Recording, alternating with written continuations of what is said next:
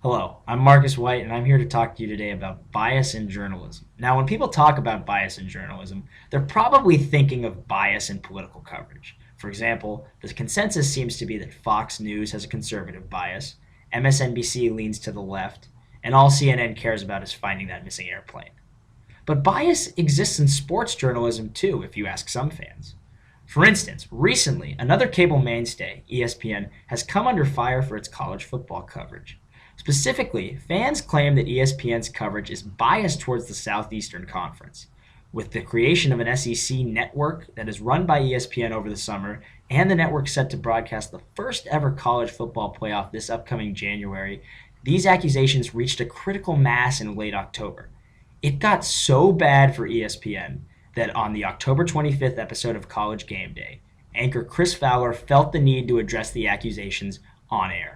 I'm a little defensive, but I get defensive when stupid, uninformed stuff gets repeated again and again, and people all over the world think that somehow we have a stake in having three teams from this league get in. But claims of bias in sports journalism aren't just limited to ESPN. In fact, they often apply to the field as a whole. In a survey I conducted of 27 sports fans, I found that 44% of the fans surveyed agreed or strongly agreed that the media is biased against their favorite team or player, despite 59% of respondents listing their primary source of sports news as an independent media outlet like ESPN or Sports Illustrated. And fans aren't the only ones who believe this bias exists. In fact, players and teams believe it too.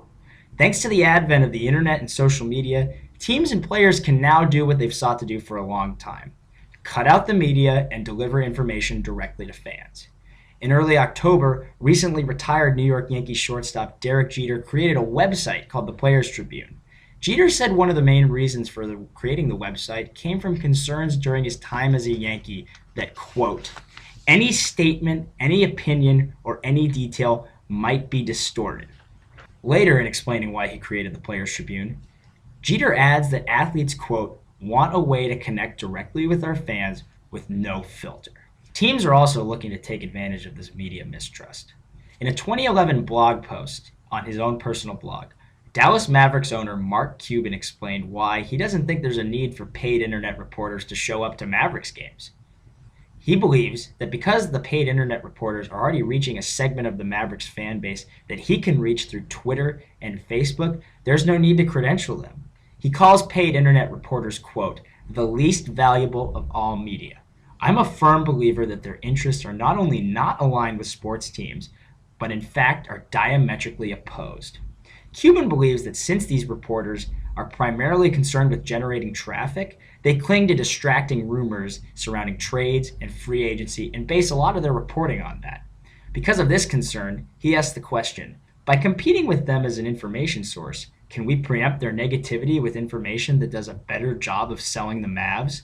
Some teams have actually gone a step further than Cuban's hypothetical scenario and hired their own beat reporters, such as the Dallas Stars and the Philadelphia Flyers in January 2013. But if fans feel that the media is biased, can they trust a player or team-run source to provide accurate information? According to my survey, fan opinions split.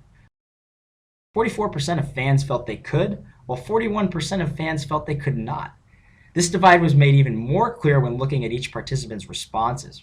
One respondent argued that since teams had greater access to their own players, they could provide more accurate information.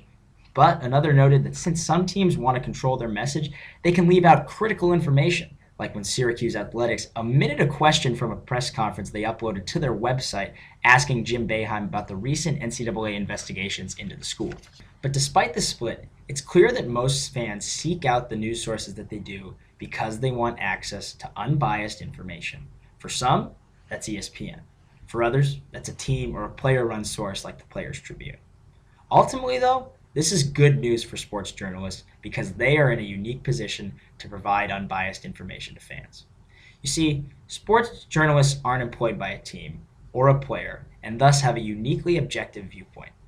Take, for instance, two different headlines recapping the same game. On October 26, 2014, the Colorado Avalanche lost in overtime to the Winnipeg Jets.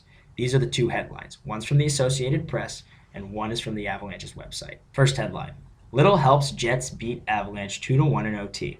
The second headline, another strong special teams game for Avs versus Jets. It's pretty clear which one came from the Avalanche's website, right? I mean, you want to talk about burying the lead. That's not even close to the most important story from that game. The most important story is that the Avalanche lost to the Jets, not that the Avalanche's special teams did well. Because the Associated Press writer doesn't have to answer to a team, isn't writing for a fan base that is seeking out positives from the loss, he is able to provide an objective take on what happened.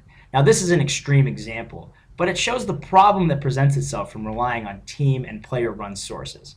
I also spoke with Professor Dennis Denninger from Syracuse University's Newhouse and Falk schools, and I asked him, is there a credibility gap between sports teams and independent media outlets? And he answered my question with a question.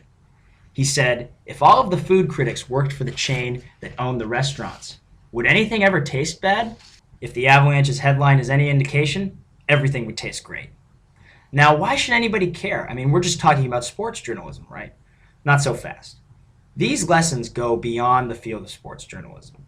Even though I've just been talking about sports journalism, it's important that viewers and readers have access to objective reporting regardless of whether they're following sports or the news.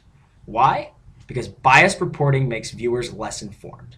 Consider this. A 2012 survey from the Poynter Institute found that participants who exclusively watched cable news were barely more informed about current events than people who don't even watch the news. Let that sink in for a second. People who watch cable news were in some cases less informed, and in most cases barely more informed than someone who didn't watch the news at all. As Thomas Jefferson once wrote, whenever the people are well informed, they can be trusted with their own government. That whenever things get so far wrong to attract their notice, they may be relied on to set them to rights. Without access to objective journalism, the people are not well informed and cannot be relied on. But it's not hopeless. If sports are any indication, readers and viewers want access to objective information and unbiased reporting. And journalists, regardless of their field, are the ones uniquely qualified to provide that. And they must continue to take it upon themselves to avoid biased reporting. Ultimately, it serves not only their own interest in attracting viewers and readers, but the interests of the country as well. Thank you for your time.